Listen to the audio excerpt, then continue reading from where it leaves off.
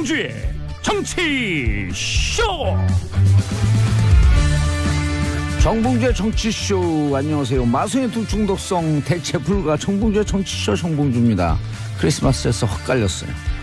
자, 지금 이 시간 여러분이 가장 많이 찾으면 실시간 검색어 체크해봅니다. 성탄절 전국소 성탄 미사 예배 크리스마스 관련 검색어가 줄을 잇고 있습니다. 자, 가짜 수능 성적표 온라인에서 판매 중이다.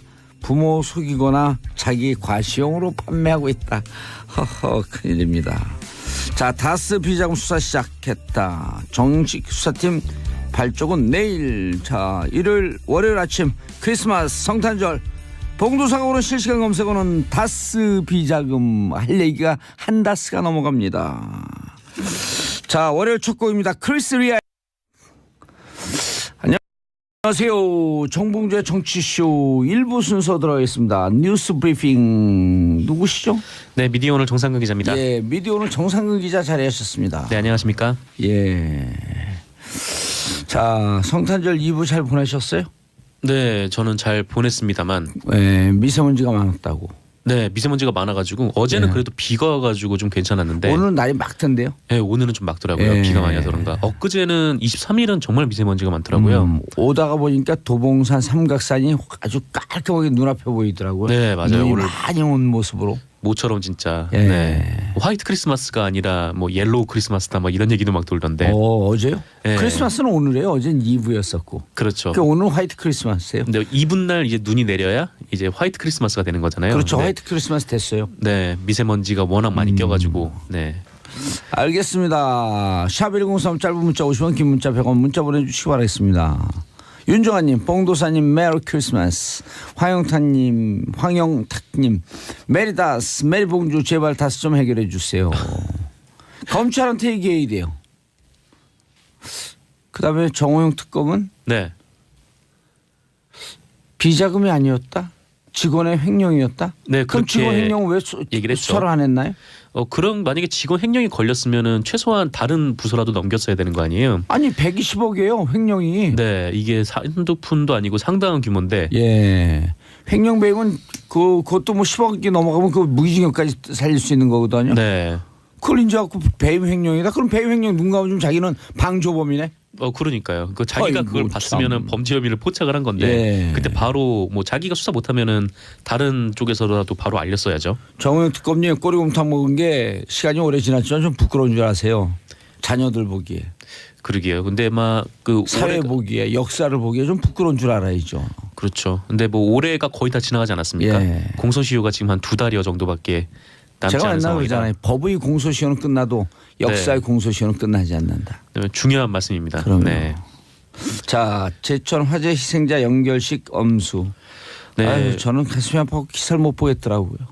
그러게요. 그 지금 당시에 있었던 한 분들 모두가 다 사연이 있는 우리 주변의 뭐 이웃들이고 그럼요. 그러다 보니까 뭐 그런 얘기들이 나와서 굉장히 좀 가슴을 아프게 하는데요. 그 어쨌든 뭐 설레고 즐거운 크리스마스 이브가 제천 시민들에게는 가슴 아픈 이별의 날이 됐습니다. 예. 그러니까 어제 제천에도 비가 내렸다고 하는데 언론들은 이게 눈물 젖은 크리스마스, 뭐 통곡의 예. 도시 이런 표현을 쓰면서 어제 연결식의 분위기를 보도를 했습니다. 그리고 화재 현장 그 사우나 2층 여자 사우나가 네네. 불법으로 그냥 이것저것 뭡니까 비상구를 다 막아버렸다는 거 아니에요? 그게 그 짐들이 있잖아요. 그러니까 예. 여성 목욕탕 같은 경우에는 좀 짐을 좀 들고 가야 되는 경우들이 있어가지고 예. 그 짐을 좀 많이 들고 오신 분들이 계셨고 이제 그분들이 뭐 자주 사우나에 오시는 분들은 그 짐을 쌓아놨는데 이거를 목욕탕에서 통제를 하지 않았는지 그 짐들이 비상구에 뭐 막아놓은 일종의 이제 그 짐 칸 같은데 이제 다 쌓여져 있었던 거예요. 그래서 그 비상구로 나갔어야 목욕 바구니를 되는데, 보관하는 락커처럼. 예, 락커처럼 그런 좀 큰 구조물이 있었던 모양입니다. 그래서 거기로 비상구로 나가야 되는데 그게 막고 있어가지고 못 나갔다고 하죠. 근데 이게 소방 점검을 11월 달에 했었대요. 그 소방 점검을 했는데 이때 화재 감지기가 작동 불량 상태였다고 하고요. 2층 여탕은 아예 점검을 안 했답니다. 그래서 이 소방 당국이 봤을 때 만약에 저기 비상구가 확보를 돼야 되는 거는 좀 분명하니까 예. 저거를 치우라고 했었어야 되는데 그거를 이제 확인을 못했다는 거죠. 그게 뭐 소방 당국의 문제인지 아니면 건물의 문제였는지 뭐 그건 아직 밝혀진 바가 없습니다만은 안전 점검은 아무리 많이 해도 부족하지 않은데 그걸 왜 그랬을까요? 네, 그러게요. 또 그래서 이제 이 화재 감지기가 당시에 불이 났을 때 작동 불능 상태였다고 하고 또 소화기도 처음에 꺼내서 썼는데 그것도 잘 안 나갔다라고 하더라고요. 그래서 이게 점검 이후에 뭔가 지적이 좀 나왔을 텐데 요거를 이행하지 않았던 모양인지 네 어쨌건 이렇게 지적이 됐음에도 불구하고 좀 피해를 더 줄일 수 있었는데 좀 그 부분에서 좀 아쉬운 상황이기도 하죠. 맨날 사고 나면 그 이후에 그냥 이것 못했고 저것 못했고 요것만 했으면은 안전사고가 안 났을 텐데 하는 이 아쉬움 후에 회한 이걸 언제쯤 없을까요? 그래서 좀 안전불감증 사회를 좀 확 뜯어 고쳐야 돼요. 네, 뭐 결국 이제 안전불감증이 좀 문제였던 거고. 그리고 드라이비트 그 외벽에 사는 거 그거 규제해야 돼요 이제. 네, 그리고 이제 뭐 골목길 불법 주차 같은 경우에도 좀 어느 정도 좀 다시 좀 점검을 해볼 필요가 있지 않나 그렇게 생각이 좀 들고요. 어쨌건 연결식 얘기를 좀 마무리 드리면은 어제 연결식은 총 29분 중 19분에 대해서 엄수가 됐고요. 23일에 장례 절차가 마무리된 분도 계시고 오늘하고 내일 연결식이 엄수되는 분도 계십니다. 합동분향소가 마련됐던 제천 실내체육관에는 그 이틀간 총 3,800분이나 되는 시민분들이 다녀가셔서 희생자를 추모하고 슬픔을 나누셨다고 하네요. 아유, 가족들 어떻게 위로를 해야지 좋을지 모르겠어요. 네, 굉장히 좀 일가족을 거의 잃은 분들도 계셔가지고 막막한 상황이죠. 돌아가신 분들 명복을 빌고 가족들 힘내서 잘 버텨 일어나시라고 응원 보내고 싶습니다. 네. 자세한 소식은 2부에서 계속 다루도록 하겠습니다. 자, 검찰 세월호 참사 당일 청와대 문건 확보했다고요? 네, 한겨레가 보도를 했습니다.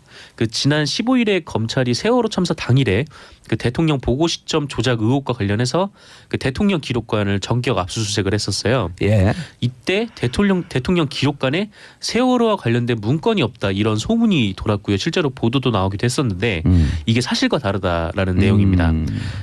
이 대통령 기록관에 자료가 없다는 소문이 돌았던 이유는 지난 21일 송기호 변호사가 국가기록원을 상대로 정보 비공개 처분 취소 소송을 내면서 이게 재판 과정에서 나왔던 말인데요.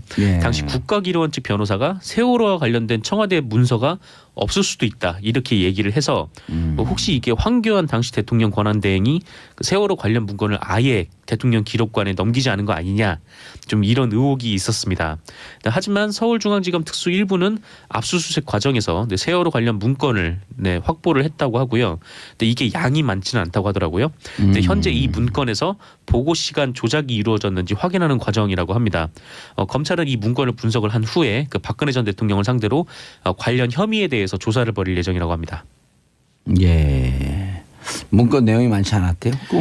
7시간 반 동안 뭐 했는지만 나오면 되는 거죠. 네, 그 내용이 있을지는 모르겠어요. 근데 확실히 뭐 그날 당일에 여러 가지 작성을 했던 청와대 문건이 있을 텐데 문건이 얼마 나오지 않았다는 거는 뭔가 좀 불안하기도 하고요. 예. 근데 어쨌건 검찰에서 확보를 하고 수사 중이라고 하니까 좀 내용을 지켜봐야 될 것 같습니다. 예. 방금 검색어에도 저희가 소개했지만 검찰이 다스 수사팀 꾸려서 본격적으로 수사를 하겠다. 왜 이렇게 늦었나요? 고발한 지도 꽤 됐는데. 네, 그렇죠. 이제 고발이 들어갔었고 그다음에 뭐 어쨌건 뭐 계속 당사자 조사도 안 하고 계속 미뤄왔었다가 이제 공소시효가 정호영 특검 같은 경우에는 공소시효가 얼마 안 남아서 내년 2월 말이죠. 네. 2달 남은 거죠. 좀 시민분들이나 뭐 많은 분들께서 좀 검찰에 수사를 해야 되는 거 아니냐 좀 이런 여론들이 굉장히 많았었잖아요. 예. 그래서 어쨌건 검찰이 이제 다스 수사팀을 꾸려서 본격 수사에 돌입을 했다고 합니다. 이게 대검찰청 반부패부가 주축이 돼서 꾸렸다고 하고요. 서울 동부지검 내 사무실에 수사팀을 꾸리고 26일부터 본격적인 수사에 돌입을 한다고 합니다. 팀장은 문찬석 동부지검 차장검사고요. 노만석 인천지검 특수부장과 평검사 2명, 수사관, 회계분석가, 그다음에 자금 추적 관련 지원 인력 등 총 10여 명 규모로 꾸려졌다고 합니다. 뭐 검찰에 따르면은 이 수사는 두 가지 갈래로 이루어진다고 하는데 네. 이 특별수사팀에서는 비자금 조성 관련된 내용을 수사를 할 예정이라고 해요. 그러니까 다스 실소유주가 그 이명박 전 대통령 형 이상은 씨와 공모해서 2003년부터 2008년까지 다스의 해외 원자재 가격을 부풀리는 수법으로 약 120억 원의 비자금을 만들고 국세청 추적을 피하기 위해서 이를 차명 계좌에 넣어서 관리한 혐의, 네, 그러니까 예. 비자금을 조성한 혐의를 이 수사팀이 수사를 할 예정이고요. 네. 공소시효가 얼마 안 남은 정호영 BBK 특검팀이 이 비자금을 파악하고도 묵인했다는 의혹 관련해서도 이 수사팀에서 수사를 한다고 합니다. 예. 그리고 또 하나 갈래가 있는데 그러니까 직권남용과 관련된 부분이에요. 아하. 네, 이 다스 돈 부분은 140억 돌려받은 거요? 네네 그때 이제 과연 청와대가 개입을 했느냐, 국가기관이 개입을 했느냐 이제 이 부분인데 예. 이거는 서울중앙지검 첨단범죄수사 1부가 지금 수사 중에 있다고 합니다. 이명박 전 대통령 재임 기간 중에 그 다스 투자 피해금 140억 원을 그 돌려보낸 김정은으로부터 네네. 스위스 계좌로부터요? BBK 피해자가 아니라 다스로 돌려준 네, 그 그렇죠. 정황에 대해서 예. 수사를 하고 있는데요. MBC는 어제 이와 관련해서 그 BBK 주가 조작 피해자 측 소송 대리인하고 인터뷰를 했더라고요. 예. 근데 이 메리리 변호사라는 분인데 메릴이 네. 있는 LA 변호사죠. 네, LA 저하고도 변호사죠. 잘 아는 변호사예요. 아, 잘 아시나요? 예, 수시로 통화했었습니다. 아, 네, 그렇군요. 이 메리리 변호사하고 통화를 했을 때 이 메리리 변호사는 그 청와대와 외교부 그다음에 여러 권력이 움직여서 결국 다스가 그 돈을 뺏어갔다 이렇게 예. 어제 MBC에 나와서 주장을 했습니다. 왜냐하면 그 메릴리 변호사는 옵셔널 벤처스 그러니까 소액 투자자들 피해자들 네. 그분들을 대리해서 지금 계속 몇 년간 수년간 지금 재판 소송 진행 중이거든요. 네네. 예. 그리고 미국 검사. 네. 아, 검사 이름 변화가 잊어먹었네. 그 검사가 왜 이렇게 돈을 찾아갔냐. 이걸 그 재판부가 오드리 판사네 오드리. 네네. 오드리 판사가 오드리 판사. 검사에게 지시를 해요. 6개월 동안 기간을 주고 네. 조사해라. 어떻게 그렇게 동결을 했는데 어떻게 찾아갔냐. 스위스 은행으로부터 다스가. 네네. 그래서 6개월 정도 조사를 하고 난 다음에 딱 끝난 다음에 오드리 판사가 이렇게 얘기를 해요. 수사한 내용을 밝히지 마라. 밝히지 마라. 네. 그리고 오드리 판사는 다른 데로 근무지가 변경되고 갑니다. 아, 그래요. 예.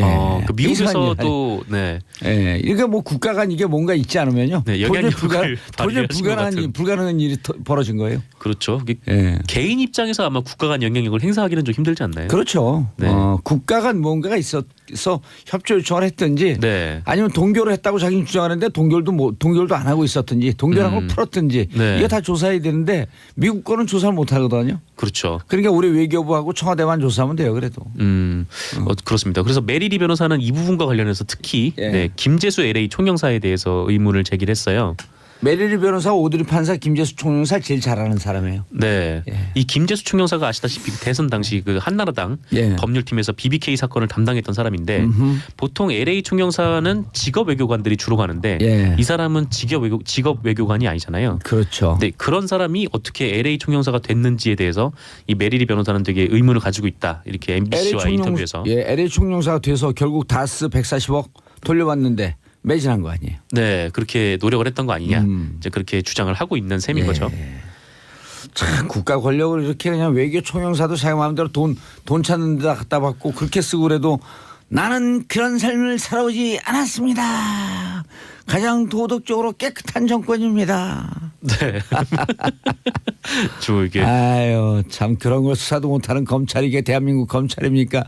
이러라고 국민들이 촛불 들었고 권력 줬어요. 네, 그러게요. 근데 예. 어쨌건 수사팀을 꾸렸으니까 예. 좀 빠르게 수사를 해야 될 것 같습니다. 그러니까요.